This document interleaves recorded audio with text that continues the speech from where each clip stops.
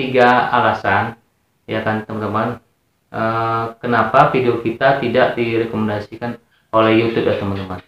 Nah tentu ada penyebabnya kenapa video kita tidak direkomendasikan oleh YouTube. Nah,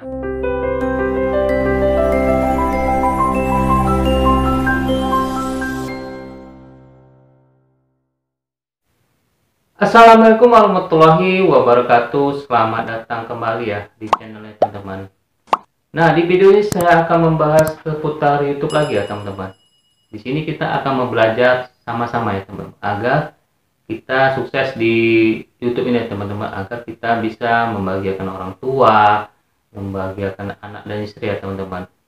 Oke, di sini saya akan membahas tiga alasan ya kan teman-teman, kenapa video kita tidak direkomendasikan oleh YouTube ya teman-teman. Nah tentu ada penyebabnya kenapa video kita tidak direkomendasikan oleh YouTube. Nah di sini saya akan membahas tuntas tiga hal tersebut ya teman-teman.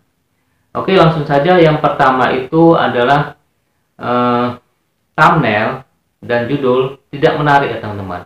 Nah jadi kalau thumbnail dan judul tidak menarik, tentu penonton yang akan melihatnya tidak akan mengklik ya teman-teman. Jadi ibarat sebuah buku ya. Sebuah buku itu kan yang kita lihat itu kan judul ya pertama, baru covernya ya. Nah itu juga seperti ini ya, YouTube seperti itu. Yang dilihat oleh penonton itu adalah judul dan thumbnail ya teman-teman. Jadi kalau thumbnail tidak menarik, judul tidak menarik, bagaimana penonton bisa mengklik video kita ya teman-teman. Nah untuk solusinya, jadi kalian buat dulu judul yang menarik atau judul yang bisa memikat penonton, yang bisa penasaran penonton untuk mengklik ya teman-teman.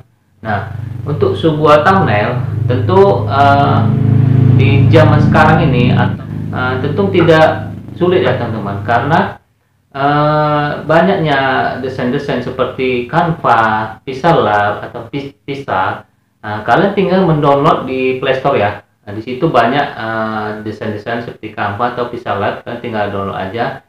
Kalian bisa berkreasi atau berkarya untuk membuat thumbnail yang menarik ya teman-teman. Itulah solusinya teman-teman. Nah, yang kedua, kenapa tidak direkomendasikan oleh YouTube channel kita? Yang kedua adalah retensi penonton rendah ya teman-teman. Nah, yang dimaksud retensi penonton ini, misalnya itu durasi penonton ya. Durasi penonton kita itu misalnya video kita 10 menit. Nah, ternyata penonton itu menonton hanya 1 menit ya teman-teman. Itu merusak algoritma YouTube ya teman-teman.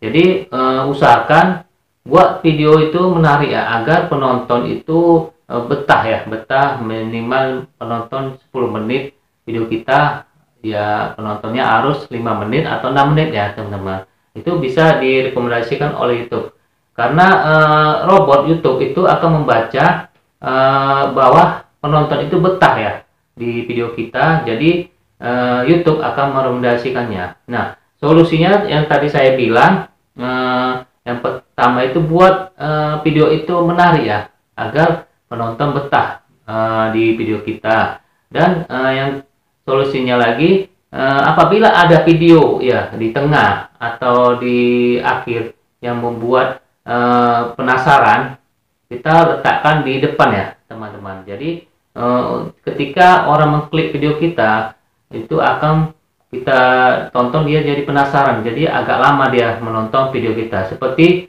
yang saya lakukan sebelum-sebelumnya di video saya kan ada untuk video yang tengah-tengah itu saya taruh di depan ya, pembukaan. Jadi seperti itu teman-teman, itulah solusinya.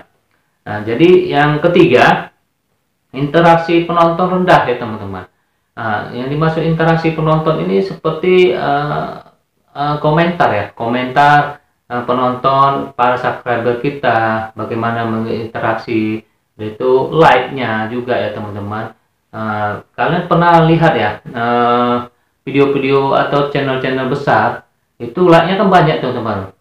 Nah komentarnya pun ribuan, like-nya ribuan. Makanya video-video orang itu bisa direkomendasikan ke beranda YouTube semua orang ya, atau fitur jelajah ya teman-teman. Jadi usahakan berkomentarlah dengan para subscriber kita atau penonton kita. Apabila ada yang berkomentar, kalian harus membalasnya teman-teman, karena dengan komentar interaksi akan muncul ya teman-teman. Dan seperti like itu juga interaksi penonton ya teman-teman. Jadi untuk solusinya, kalian nanti di akhir video ya kan, kalian buat aja apabila video ini bermanfaat atau ada pendapat para kalian tinggal komentar aja di bawah ya. Kalian buat seperti itu, mengajak penonton kalian untuk berkomentar di video kalian.